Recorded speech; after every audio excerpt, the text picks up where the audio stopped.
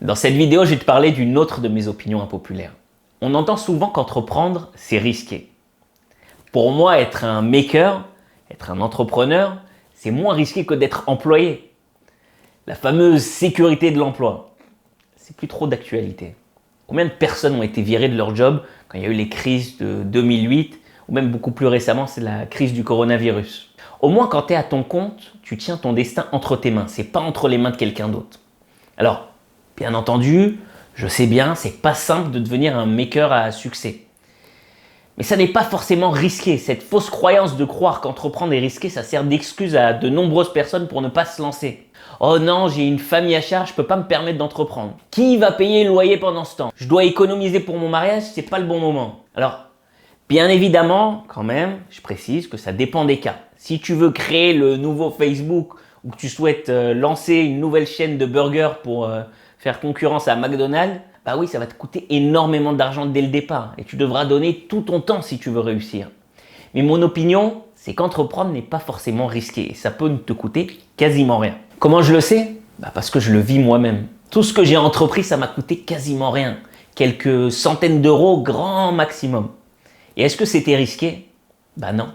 Je commençais toujours en parallèle de mon activité principale qui, elle, me rapportait déjà de l'argent. Je te donne un exemple. Quand j'ai lancé le site apprendreacoder.com, je continuais à travailler en freelance, en parallèle. Et je gagnais très bien ma vie, donc j'avais aucun stress pour l'argent que j'allais ramener à la maison. Et je ne suis pas un cas isolé. Non, je connais énormément de makers qui ont commencé à développer leur startup en parallèle de leur job.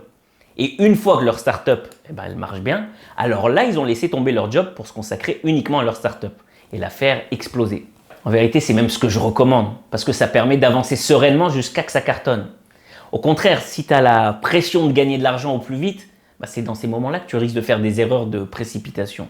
Et au sujet de l'argent dont on a besoin pour lancer une startup, il faut savoir que dans la plupart des business en ligne, l'investissement de départ, il est minime.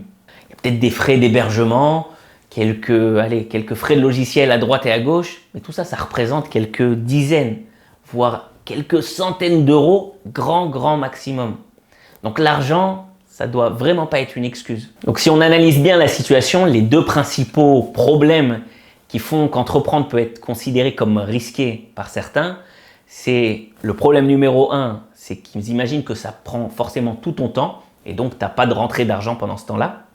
Et le problème numéro 2, c'est qu'ils imaginent que ça demande un gros investissement de départ. Alors pour moi, une des solutions pour résoudre ces deux problèmes, c'est tout simplement de se lancer dans les business en ligne, de devenir un maker du web. Pour la plupart des business en ligne, tu n'as pas besoin d'y consacrer 100% de ton temps. Tu peux totalement le faire en parallèle d'un job ou d'une autre activité qui te rapporte déjà de l'argent. En plus, l'investissement de départ, il est nul ou vraiment minime. Voilà, alors habituellement, une fois qu'on a les problèmes, on essaye justement de trouver une idée de start-up à partir de ces problèmes. Mais cette fois-ci, je ne vais pas m'arrêter là. Au cas où tu n'as pas encore compris, je suis déjà en train de mettre en place cette idée de business. Le business autour de cette opinion impopulaire, c'est tout simplement le site frenchmaker.io.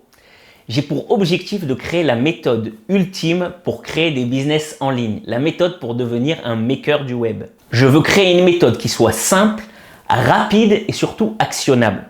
C'est-à-dire le fait que tu peux reproduire de ton côté en suivant les différentes étapes. Tu te rends compte si tu avais le pouvoir de lancer un ou plusieurs business en ligne chaque mois, quel impact ça pourrait avoir sur ta vie? Tiens-toi prêt parce que la suite arrive bientôt. On va voir comment valider ton idée de start-up, on verra aussi comment la créer et même comment la lancer.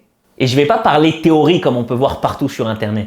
Non, je vais mettre en application tout ce que je dis avec mes propres business. C'est-à-dire que je vais créer des startups avec toi pour que tu puisses tout bien comprendre et que tu puisses à ton tour faire la même chose avec tes idées.